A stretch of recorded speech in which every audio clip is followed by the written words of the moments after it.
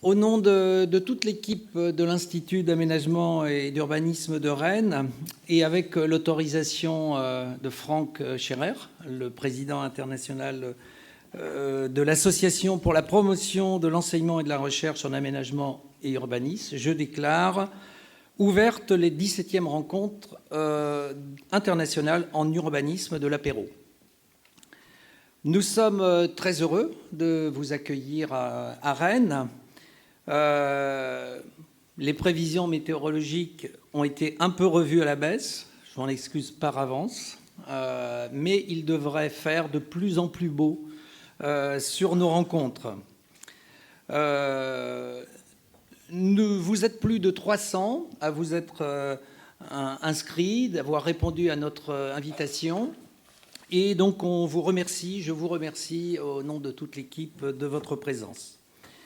Ces rencontres visent à rassembler autour de 3 colloques, 5 tables rondes et une dizaine de découvertes de projets et de réalisations urbaines de la métropole rennaise, plusieurs catégories de publics qu'il est important de rappeler. Les enseignants-chercheurs et les jeunes chercheurs, les étudiants doctorants, les professionnels qui ont été très souvent formés dans nos instituts d'urbanisme, qui contribuent aujourd'hui très largement à la fabrique de la ville, et des élus, des citoyens de la métropole rennaise. Nous avons fait le pari que les échanges entre ces différents publics vont enrichir le questionnement de la fabrique de la ville. Comment pourrait-il en être autrement si nous souhaitons concevoir et fabriquer la ville ensemble? Mais à partir de quelles références, de quel concept, de quelle méthode, à quel prix, à quel type, avec quel type de professionnels? Comment se fabriquent les différents espaces constituent-ils des villes, et notamment les espaces publics dans les villes du Sud? Qui gouverne et régule la fabrique de la ville? La stratégie et la décision des élus?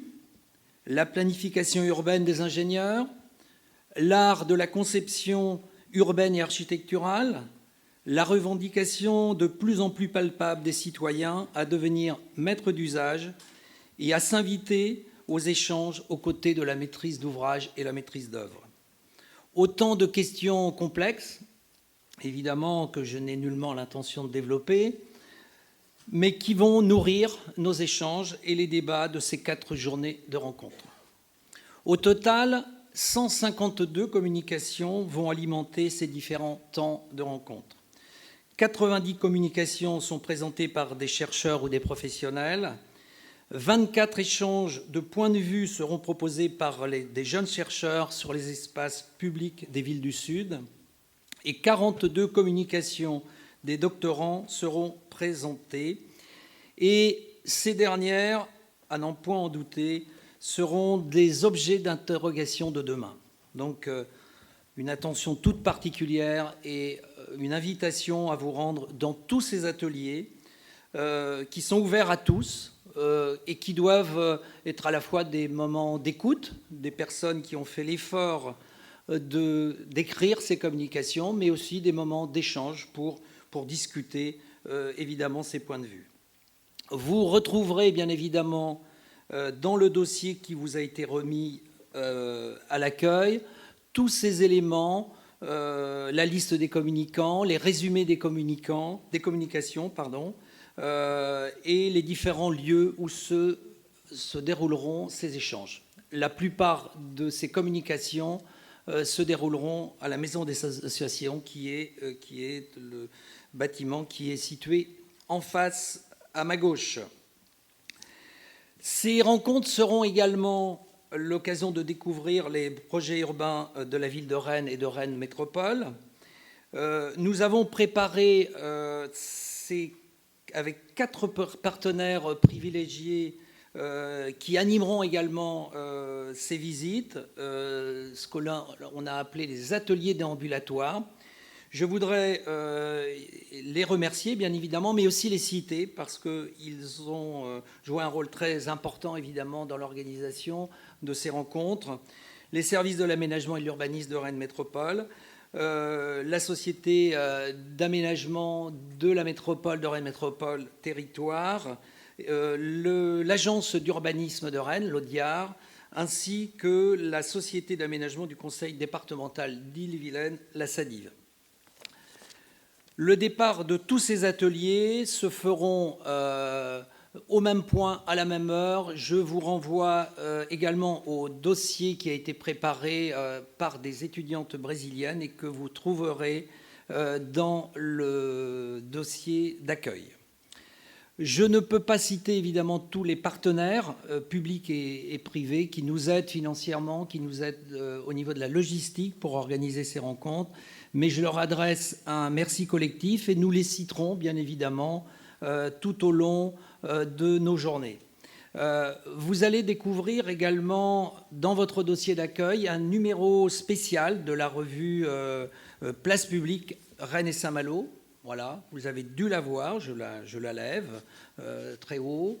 Merci à Xavier de Montry, son rédacteur en chef, qui est parmi nous, qui a coordonné un dossier sur la fabrique de la ville, que vous pouvez évidemment retrouver dans ce numéro. Et nous avons mis également à la vente les anciens numéros.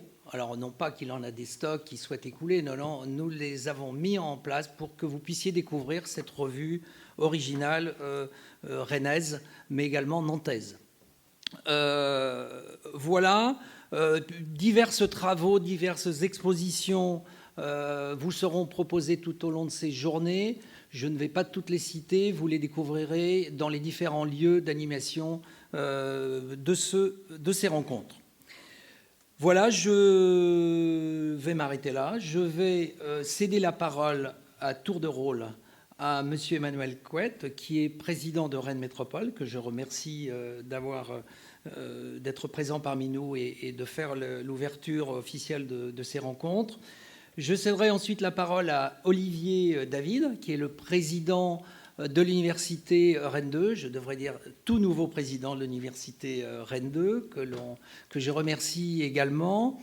Ils devront nous quitter assez rapidement parce qu'ils ont des engagements importants dans les minutes qui suivront cette ouverture. Merci de votre présence. Et je céderai bien évidemment la parole à Franck Scherer, le président de l'Apéro International, et à Catherine Guy, la présidente de l'Institut d'aménagement et d'urbanisme de Rennes. Merci.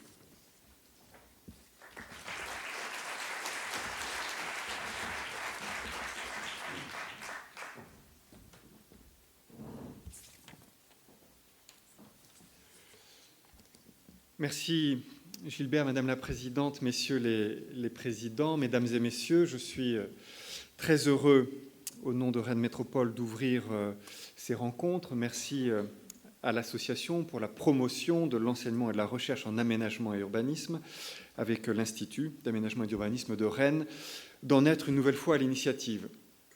Ce rendez-vous, votre rendez-vous, s'est imposé comme un temps de réflexion, un temps d'acculturation à destination de tous ceux qui pensent la ville de demain. Vous avez choisi de travailler cette année sur la fabrique de la ville.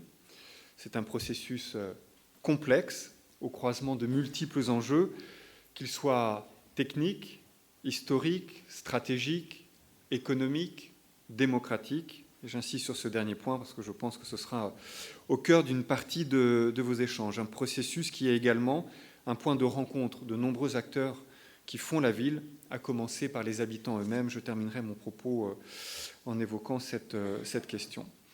Aujourd'hui, dans le débat que vous ouvrez, je veux en quelque sorte assumer un point de vue d'élu. Un point de vue d'élu qui est à l'articulation de ces différentes logiques, parfois paradoxales, parfois même contradictoires, mais en essayant d'avoir une vision globale de la ville au service du bien commun. Et force est de constater qu'à Rennes, il y a un vrai intérêt citoyen et universitaire autour du récit urbain. Probablement, d'abord parce que notre territoire a développé, depuis plus de 30 ans, une vision urbaine à la fois ambitieuse et originale, même si je pense que les uns et les autres, vous devez participer régulièrement à des colloques et que vous entendrez toujours les élus vous parler de la singularité de leur territoire. Mais dans le cas présent, il nous semble effectivement qu'autour du modèle de la ville archipel, il y a une vraie singularité de ce qui est fait à Rennes depuis maintenant, je dirais, une trentaine d'années, sinon davantage. Et ce modèle de la ville archipel, il tient en quelque sorte à partir de deux outils, de deux leviers qui ont été le foncier, la maîtrise des terres, de l'espace, les logiques d'anticipation, mais aussi les schémas directeurs qui se sont succédés sur notre agglomération, qui font qu'aujourd'hui, notre métropole offre le visage, en quelque sorte, d'une agglomération, d'une ville sans banlieue, avec des limites nettes, franches, entre les différents espaces constitués, les espaces urbains, les espaces naturels, les espaces dédiés à l'agriculture périurbaine, voire urbaine dans certains cas. Et ce schéma, aujourd'hui, il est conforté par un SCOT que nous avons approuvé il y a quelques jours seulement, au terme d'un processus de 2 ou 3 années de travail associant tous les acteurs et tous les élus du pays de Rennes. Et ce SCOT, il vient en quelque sorte conforter le modèle de la ville archipel, mais en organisant son renouvellement, puisque nous devons faire face à une pression démographique et démocratique aussi, j'y reviendrai, une pression démographique croissante, constante, qui est le résultat de notre attractivité et qui en même temps nous impose de réinterroger notre modèle urbain. Je ne veux pas être trop long, je pourrais évidemment parler, mais vous aurez l'occasion de le découvrir tout au long de ces journées, comment ce SCOT il vient aussi s'articuler au nouveau programme de l'habitat que nous allons finir de concevoir en 2015 et aussi au nouveau plan de déplacement urbain. L'ensemble de ces documents d'urbanisme stratégique prospectif, font évidemment système et sont cohérents les uns aux autres, mais je ne veux pas être trop long. Un mot aussi du processus de métropolisation qui est à l'œuvre. Alors, il y a deux manières d'interpréter ce qualificatif, cette dénomination de métropolisation. Dans le sens où vous-même, vous l'entendez, c'est sans doute un phénomène de concentration qui est de plus en plus fort des richesses, des potentiels, des développements dans les grandes métropoles au plan national et international. Mais la métropolisation, au sens où nous l'entendons les élus, c'est aussi le fait que la loi MAPTAM, la loi d'affirmation des métropoles, est venue consacrer en quelque sorte le fait urbain, le rôle d'entraînement des métropoles à l'échelle nationale, en donnant aux 11 ou 12 plus importantes d'entre elles à l'échelle nationale le statut de métropole. Et donc ça emporte que beaucoup de compétences des communes, mais aussi demain des départements, basculeront sur les agglomérations, sur ces grandes métropoles. Ça vous intéresse au moins à deux endroits. Ça signifie que nous aurons demain, par exemple, la pleine compétence en matière d'aménagement économique, au-delà de l'habitat, du développement économique, des grandes infrastructures de transport collectif. Ça signifie aussi qu'en récupérant, par exemple, la compétence voirie aussi bien des communes que du département, nous pourrons avoir une approche consolidée, globale, cohérente de la mobilité, pas simplement la compétence transport collectif, mais à travers la voirie et les espaces publics, la possibilité d'avoir vraiment cette approche unifiée et consolidée de tous les modes de transport. C'est évidemment déterminant. Vous aurez l'occasion, je me permets d'accélérer pour ne pas être trop long, vous aurez l'occasion de découvrir tout au long de ces journées les différentes opérations rennaises. Ce qu'il est peut-être important de retenir au final, c'est que ce qui les structure en quelque sorte, c'est aujourd'hui la seconde ligne de métro. Les grandes opérations métropolitaines, les grandes opérations conduites par la ville de Rennes vont s'égrener tout au long de la seconde ligne de métro qui est en construction actuellement. Vous verrez d'ailleurs que la ville, le territoire est en chantier. Elle sera livrée à la fin de l'année 2019, qu'il s'agisse de l'écoquartier de la Courouse à l'extrémité sud-ouest, de l'écocité Via Silva à l'extrémité nord-est, ou de tous les nouveaux équipements majeurs, centre de congrès, cité internationale juste derrière nous à quelques pas d'ici, la nouvelle gare de Rennes, le nouveau pôle d'échange multimodal. tous ces grands équipements nouveaux, toutes ces grandes opérations d'aménagement ont la caractéristique de se déployer le long d'une épine dorsale que sera la deuxième ligne de métro.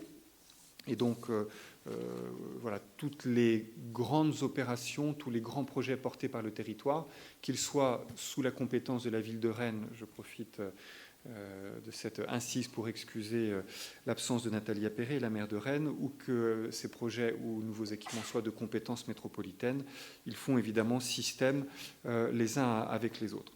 Je veux terminer en évoquant plus particulièrement le thème, le leitmotiv en quelque sorte de vos journées, la fabrique de la ville.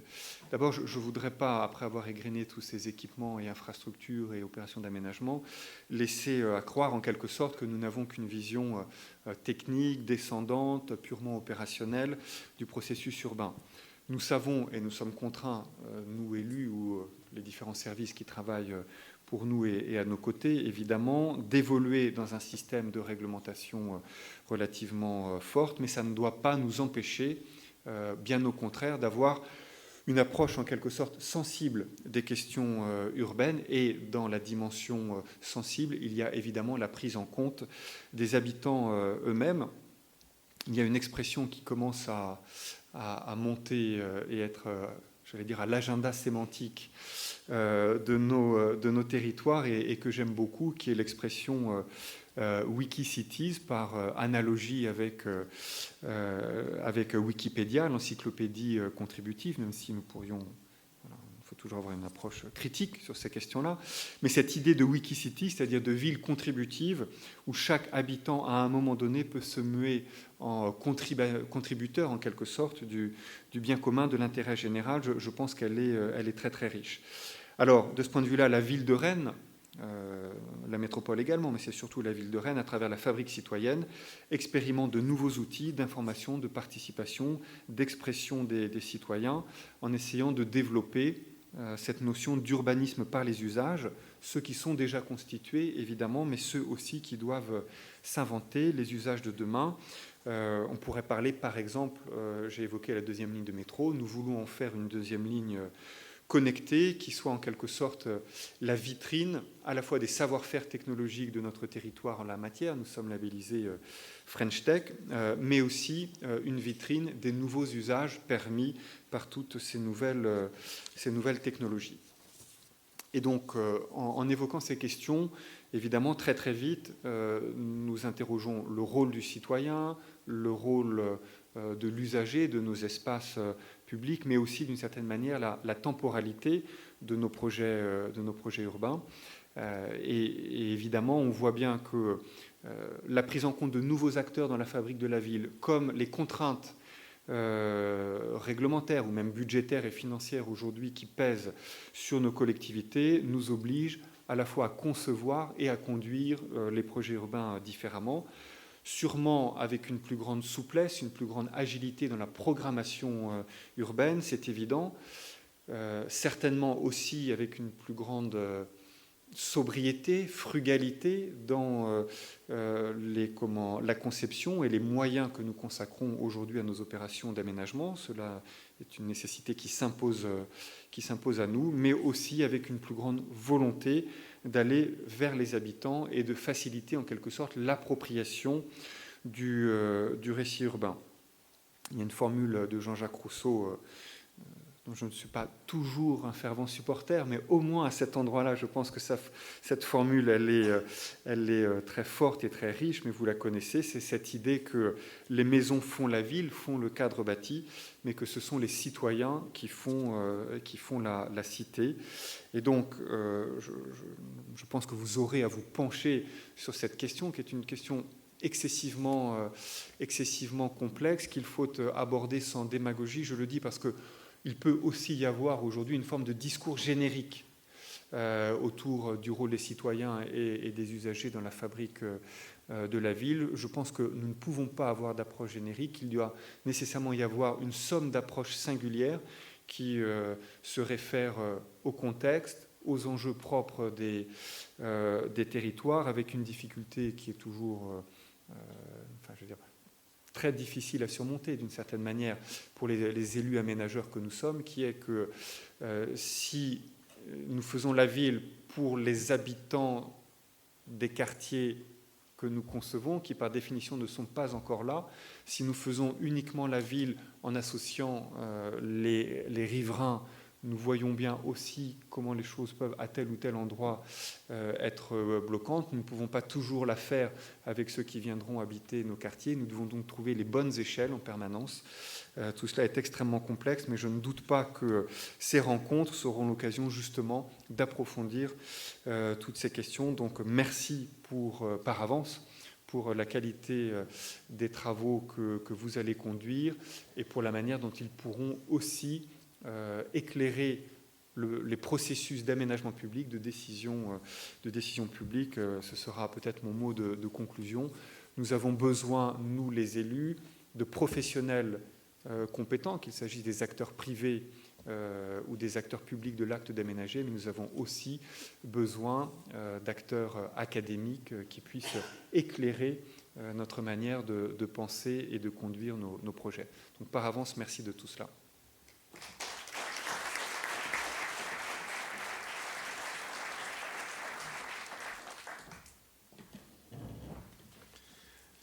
Monsieur le Président de Rennes Métropole, Monsieur le Président de l'Apéro, Madame la Présidente de l'Institut d'aménagement et d'urbanisme de Rennes, chère Catherine, Monsieur le Directeur de l'Institut d'aménagement et d'urbanisme de Rennes, cher Gilbert, Mesdames et Messieurs et mes chers collègues, c'est à la fois avec un immense plaisir, mais aussi avec un grand honneur que j'ouvre ce matin ces 17e rencontres internationales en urbanisme, organisées, on l'a déjà dit, conjointement par l'Apéro et l'IAUR.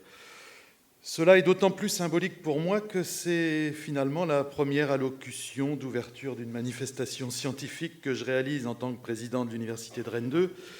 Et pour ceux qui me connaissent, vous comprenez que je suis particulièrement heureux au fait que ce soit à l'occasion de ces journées.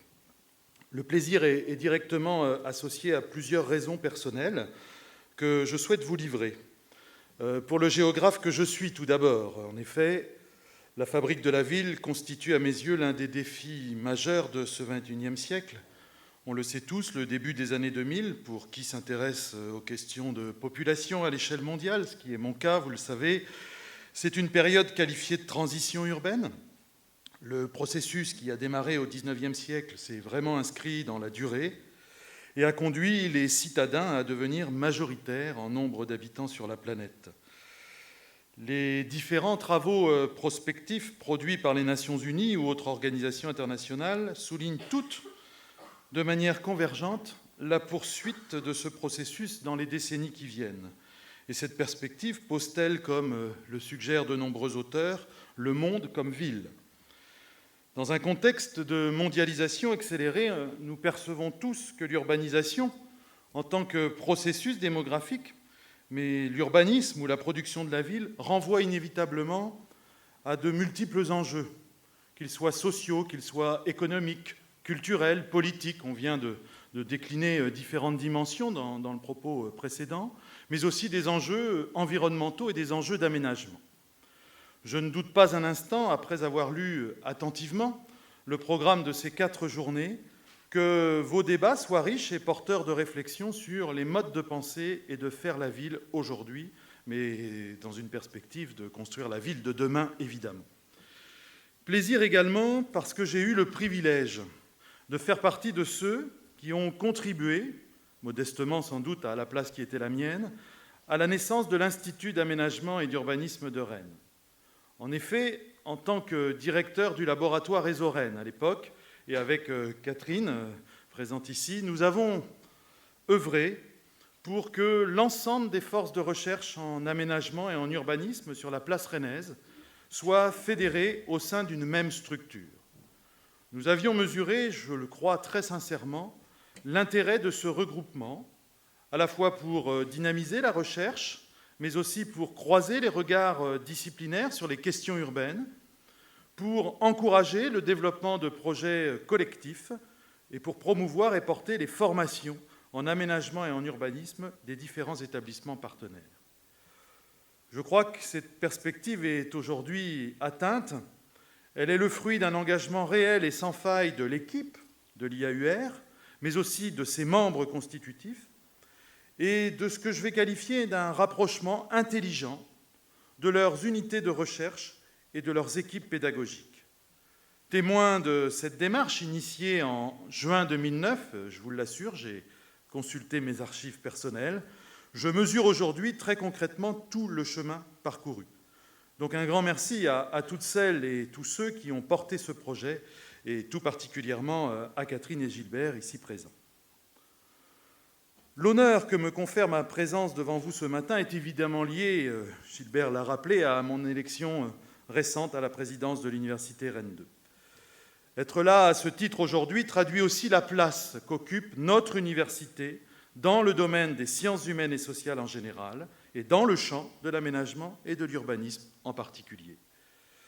Les équipes de recherche de l'Université de Rennes 2 produisent des connaissances de tout premier plan sur les évolutions de nos sociétés.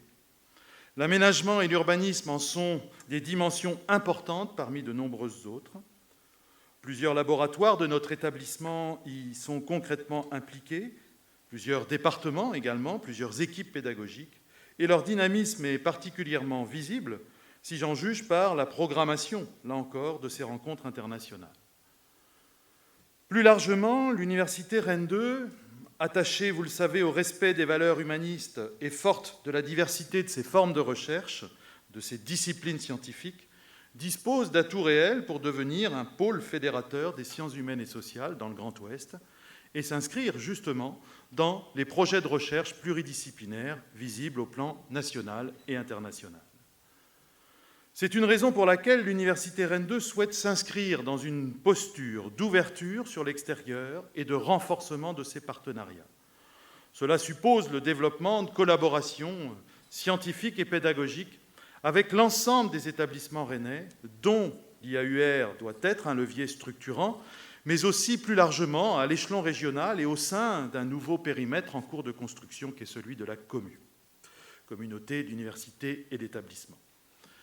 Cette ouverture est l'un des principaux piliers nous permettant de faire émerger de nouveaux partenariats, aussi bien dans le domaine des formations, et on a vu que dans le champ de l'aménagement et de l'urbanisme, c'est particulièrement important, que dans celui de la recherche, tout particulièrement dans le champ de l'aménagement et de l'urbanisme. Je fais le vœu que nous puissions renforcer les collaborations entre l'IAUR et ses partenaires extérieurs, les collectivités locales et territoriales, dont Rennes Métropole, entre autres, réseaux de professionnels, les organismes, car c'est un outil majeur au service de la production et de la valorisation scientifique, de la promotion des formations en urbanisme et en aménagement, et pour avoir été responsable de la mention aménagement et urbanisme de l'Université Rennes 2, je sais de quoi il en retourne, et de la rencontre également entre acteurs, entre décideurs, entre étudiants, chercheurs et professionnels, et le panel de vos rencontres le concrétise très parfaitement.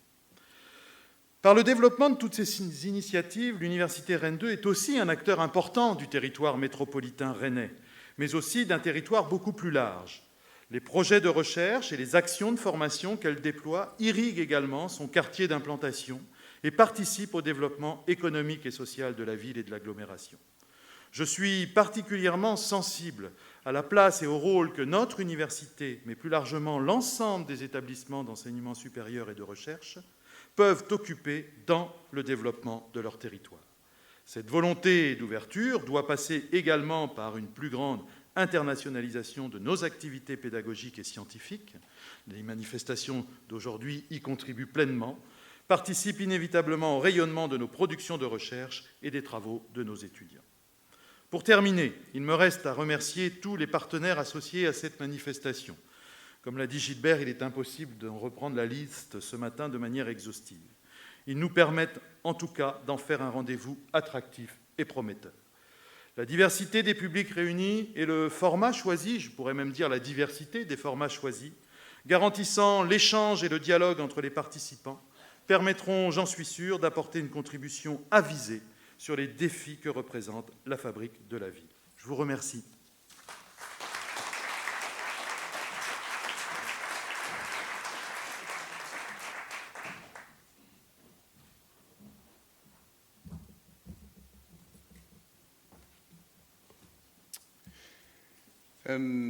Messieurs et Madame la Présidente, Cher directeur, chers collègues, chers participants aux rencontres internationales en urbanisme Apéro Rennes 2015, c'est avec beaucoup d'émotion aussi que je participe à l'ouverture de ces rencontres, parce que pour moi aussi c'est la première fois.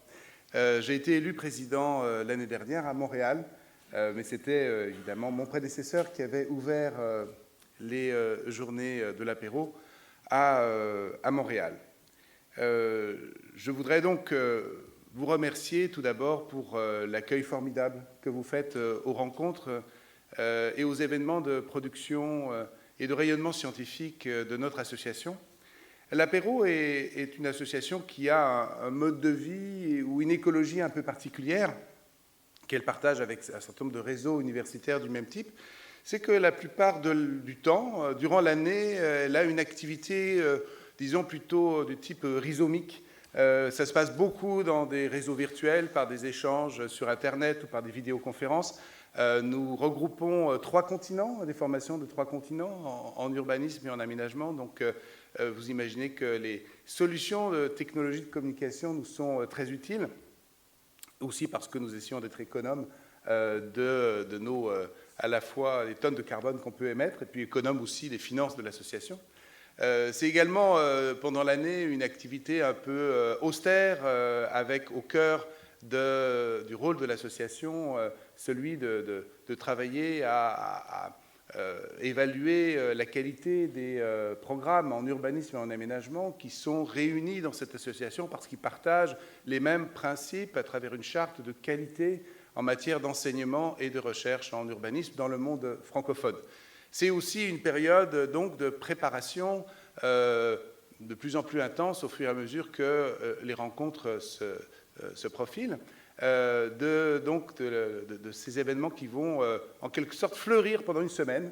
Ça, c'est le deuxième mode d'existence, l'évolution écologique de l'apéro, c'est que nous réunissons en fait pendant toute une semaine 2 rencontres très intenses, très riches, très denses, toutes ces activités, donc grand public d'une certaine manière, et à chaque fois dans une terre ou dans une ville différente.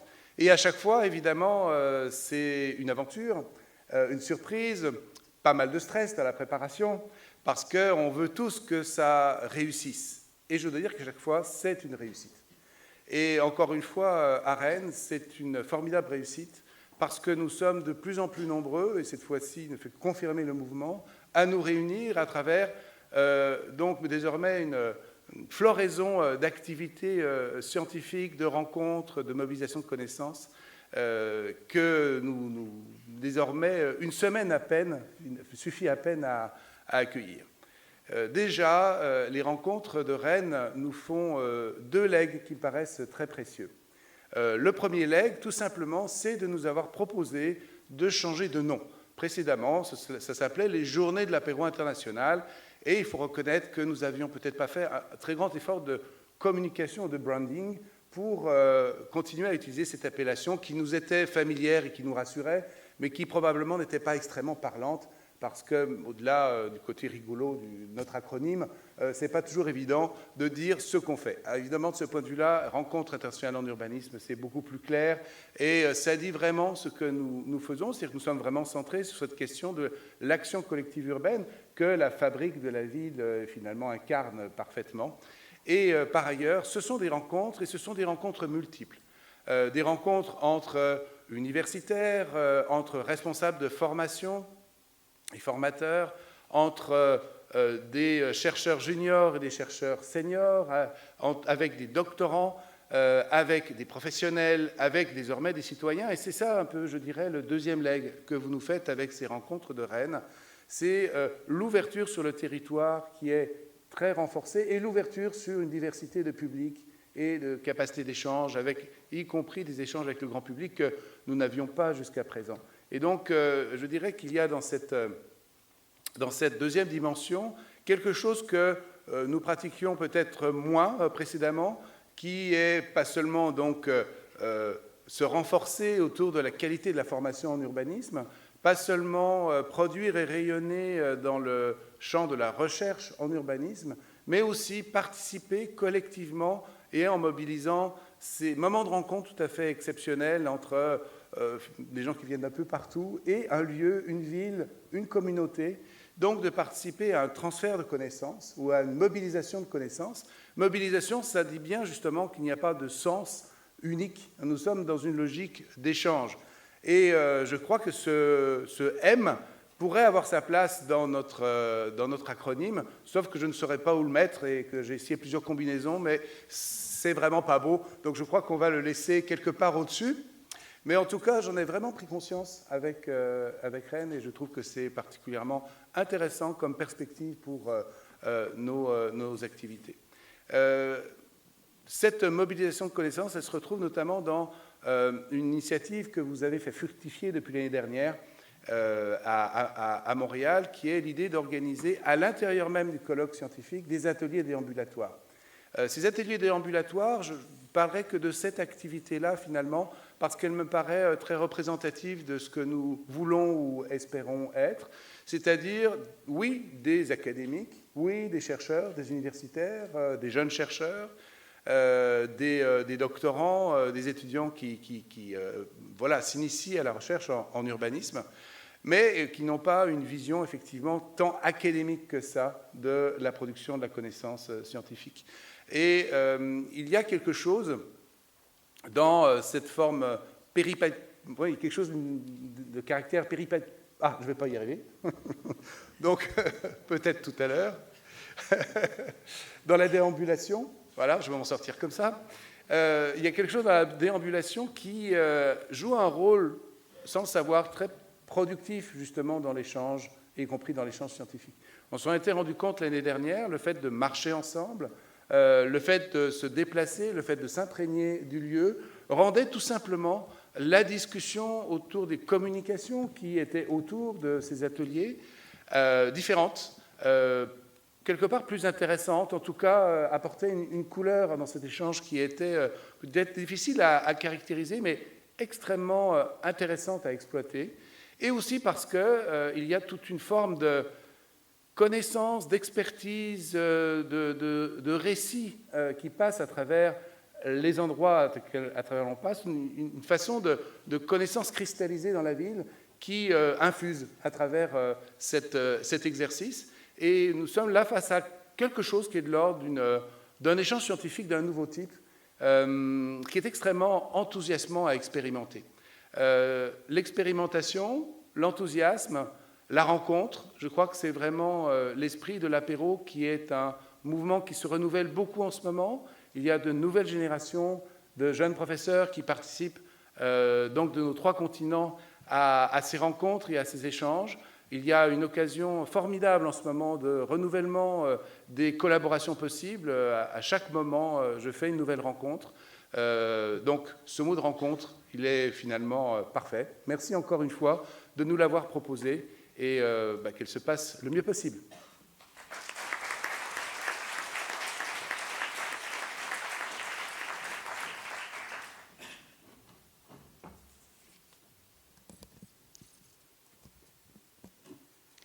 Monsieur le Président de Rennes Métropole, Monsieur le Président de l'Université Rennes 2, cher Olivier, Monsieur le Président de l'Apéro International, Monsieur le Directeur, mon binôme, cher Gilbert, en fait, les interventions chers collègues, pardon, les interventions qui m'ont précédé montrent à quel point l'IAER, depuis qu'il s'est créé, a cherché à s'intégrer à différentes échelles.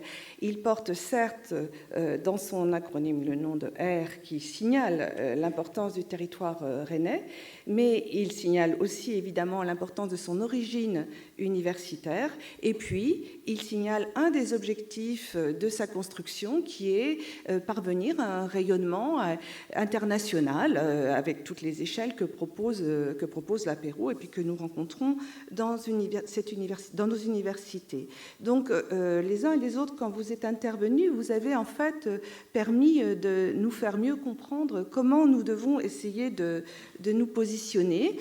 Vous avez aussi les uns et les autres rencontre répondu positivement à la candidature de l'IAUR, donc Rennais, à la création de ces journées, de ces rencontres qui sont devenues donc des rencontres. Et vous avez répondu positivement, vous nous avez soutenus et je commence par vous en remercier les uns et les autres.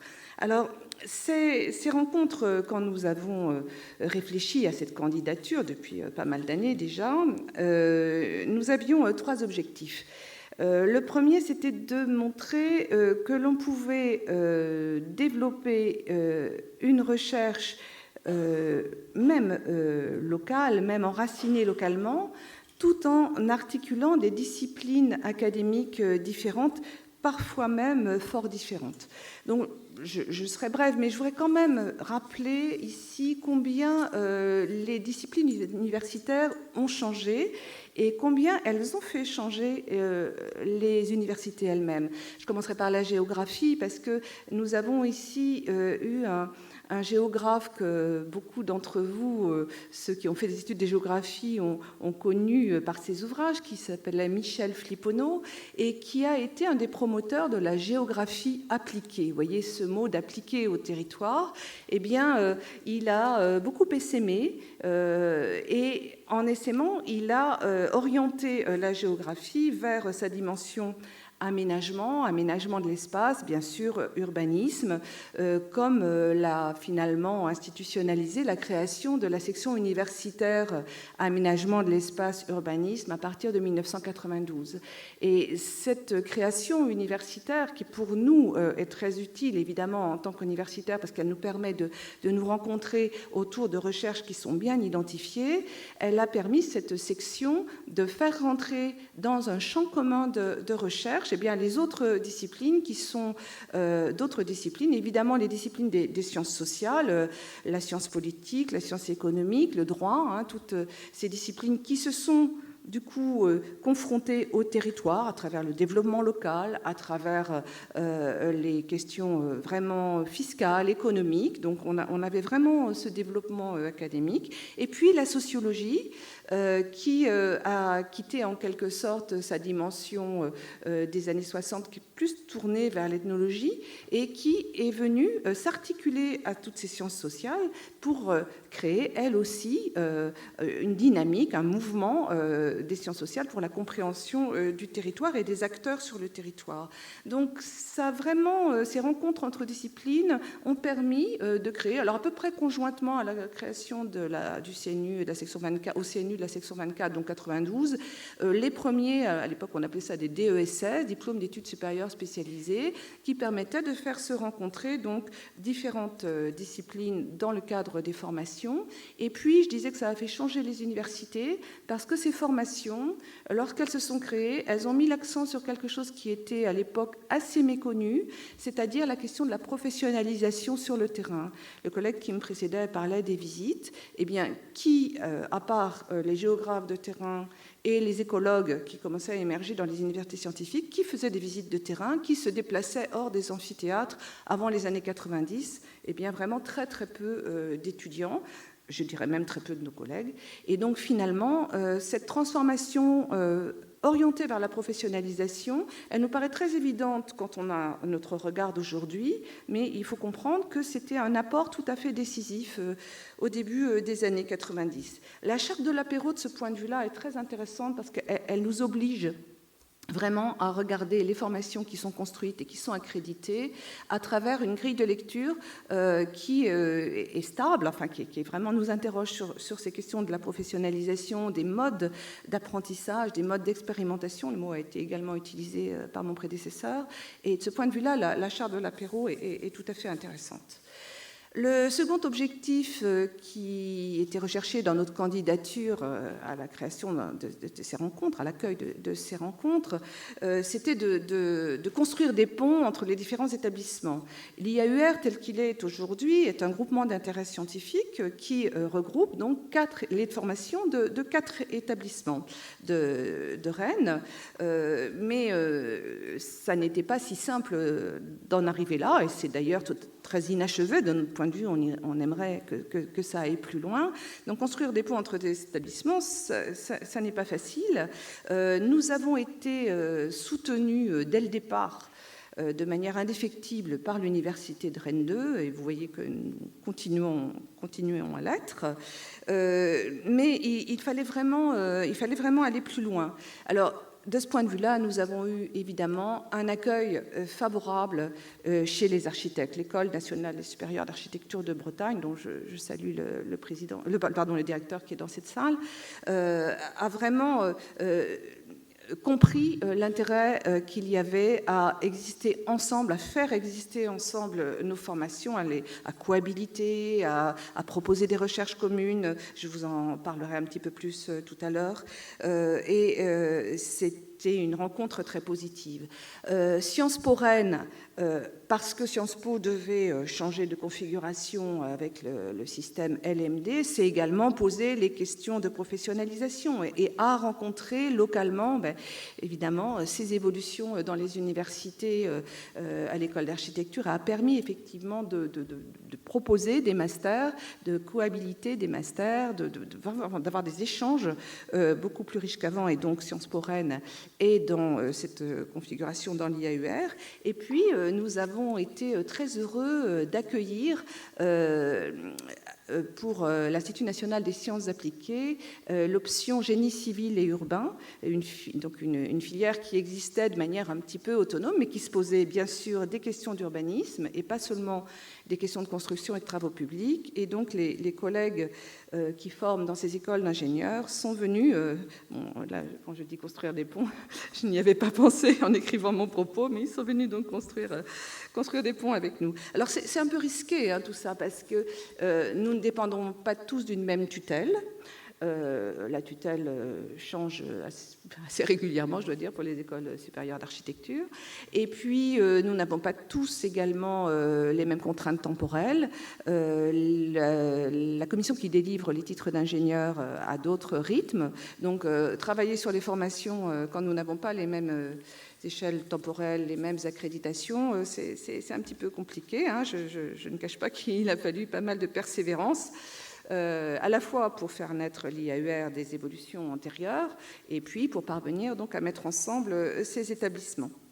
Alors, le troisième point que je voudrais développer, et dernier, c'est le fait que l'IAUR est donc, comme je l'ai dit, un groupement d'intérêt scientifique accueilli par l'Université Rennes 2, qui a donc de ce fait deux missions fondamentales qui sont la formation et la recherche, comme doit le faire l'université.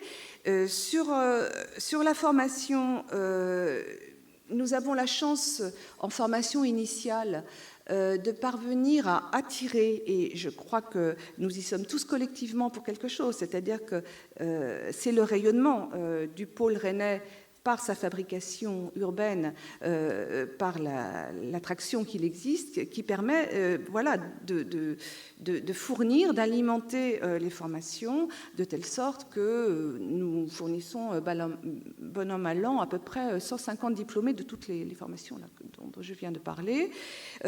Donc en formation initiale, nous avons beaucoup de travail à faire sur le plan de la cohérence de nos formations, de l'adaptation de nos formations, mais nous sommes dans une situation où nous attirons, nous rayonnons, et c'est ça qu'il faut continuer à faire, parce que nous nous rendons compte dans le devenir de nos étudiants que nous redistribuons en quelque sorte ces étudiants formés sur un très vaste territoire, un très grand ouest, un très grand ouest atlantique et normand, qui permet quelque part de faire rejaillir, de faire réfléchir les étudiants qui ont suivi nos formations dans les territoires dans lesquels ils arrivent pour travailler.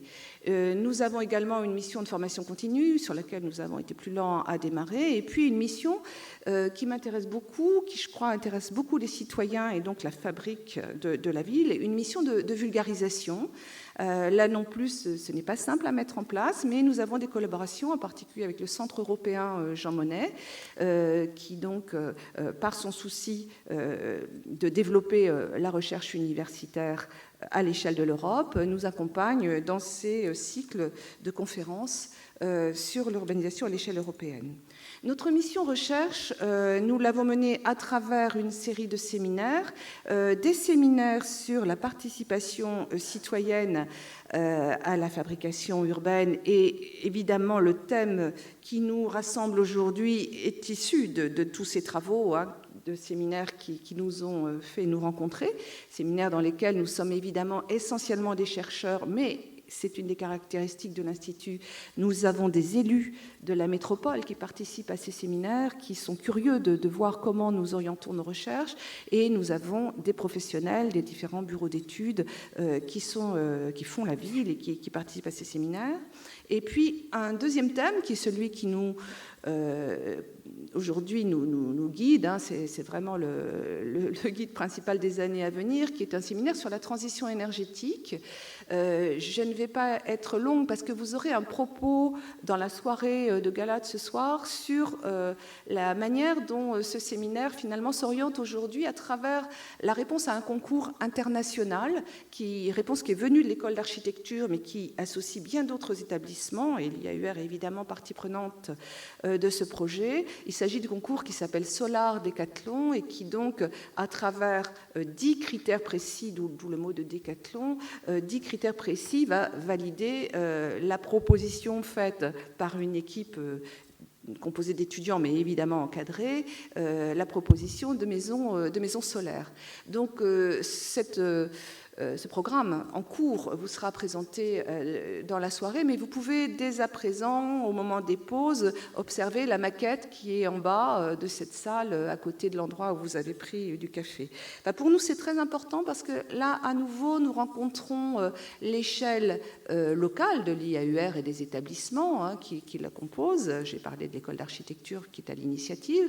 L'échelle régionale, parce que nous localiserons en quelque sorte la proposition de cette maison solaire ailleurs qu'à Rennes, mais dans une communauté de communes, une future commune nouvelle de Bretagne qui est située en Côte d'Armor. Et puis bien sûr, je l'ai dit, c'est un concours international et de ce fait-là, les étudiants seront vraiment amenés à rencontrer d'autres équipes et à être confrontés à des critères de jugement de nature internationale, enfin de niveau international.